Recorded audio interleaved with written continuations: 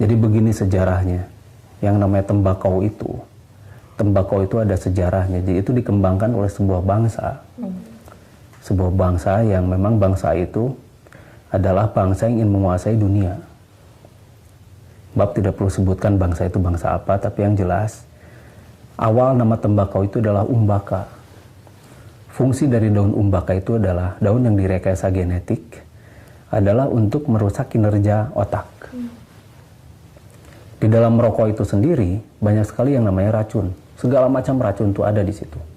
Bahkan bisa dikatakan ratusan racun itu ada di rokok. Nah, sekarang lihat perokok. Perokok luar biasa kan, dan iklannya itu luar biasa. Racun yang diakibatkan oleh daun umbaka itu atau daun tembakau itu, sekarang dikenal dengan tembakau itu akan membuat kesadaran si perokok itu, dia itu untuk tidak memperdulikan orang lain.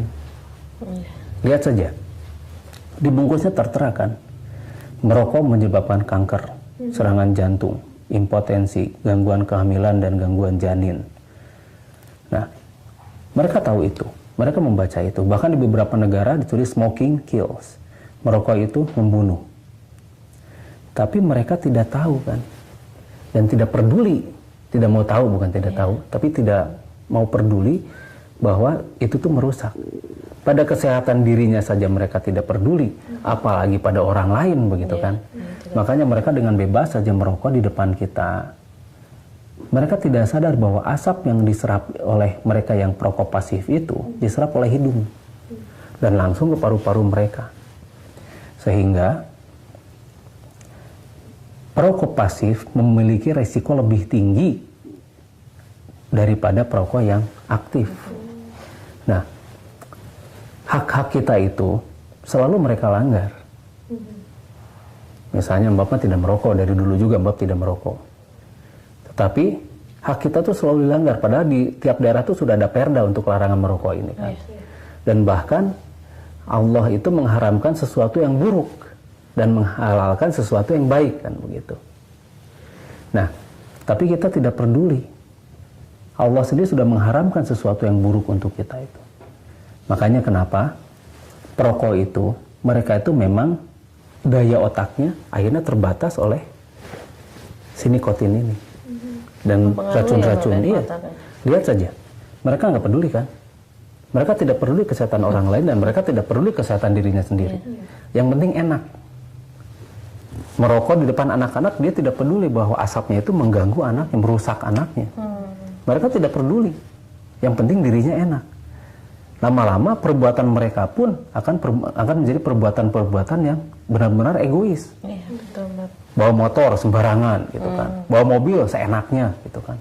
Parkir di mana aja, yang penting mereka senang, yang penting mereka puas begitu kan. Jadi berpengaruh untuk kehidupannya sehari-hari. Iya. Ya, Bab? Dan akhirnya mereka tidak pernah bisa berpikir jauh. Emosian. Sok lihat, pasti sumbu pendek. Iya. Paling sebatas 5 cm emosinya. Sesuai dengan rokoknya itu. Pasti mereka menjadi orang yang mudah tersinggung. Dan mereka menjadi orang yang keras kepala. Lihat saja sob. Lama-lama mereka selalu bikin pembenaran-pembenaran. Mereka nggak mau disalahkan. Nah itu. Dan itu akan mempengaruhi anak-anaknya. Dan lama-lama paru-paru mereka menjadi rusak kan. Jantung mereka menjadi rusak, paru-paru menjadi rusak. Dan anak-anak mereka pun yang dekat di mereka itu akan menjadi ikutan rusak. Makanya jangan berharap masuk surga bagi para perokok. Meskipun dia itu kiai, meskipun dia itu ustad, meskipun dia itu sering ceramah di mana-mana, tapi dia tidak pernah memberikan contoh yang baik pada umat. Jangan harap mereka masuk surga. Aduh, bener ya, Bab. Jangan harap. Iya, menzolimi diri sendiri dan menzolimi orang lain. Orang yang di sekitarnya itu terzolimi oleh mereka. Mereka pakai sorban, pakai ini, jubah dan sebagainya. Ngerokok ya, Bapak. Iya. Terus bikin tahlilan misal begitu kan. Di tahlilan itu asap di mana-mana. Waduh, cilaka 2 gelas itu. Dan lihat asapnya itu merusak orang-orang sekitar, merusak anak-anaknya, Iya, merusak betul, istri-istrinya Mbak. gitu kan, merusak ibu-ibu dan sebagainya. Nah, ini dia. Jadi jangan harap mereka bisa masuk itu. Jangan mengharap mereka masuk surga selama mereka masih merokok, karena mereka menzolimi diri sendiri dan mereka itu menzolimi orang lain. Iya. Nah, racun-racunnya itu benar-benar luar biasa. Jadi merusak banget ya Mbak. Merusak banget. Jadi jauh lebih merusak daripada daun ganja. Merokok itu. Jauh lebih merusak daripada itu.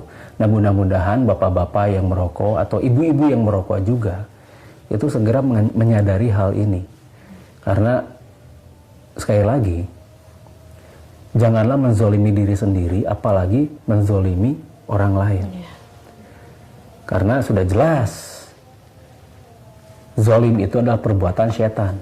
Ya, betul. Dan merokok itu adalah perbuatan yang merusak diri sendiri dan orang lain. Berarti itu juga perbuatan setan. Iya.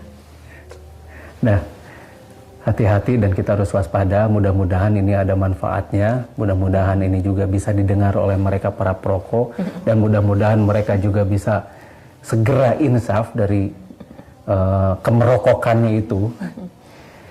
Jadi mudah-mudahan sekali lagi bermanfaat. Dan mudah-mudahan didengar oleh mereka, didengar untuk dilaksanakan. Wassalamualaikum warahmatullahi wabarakatuh. Waalaikumsalam warahmatullahi wabarakatuh.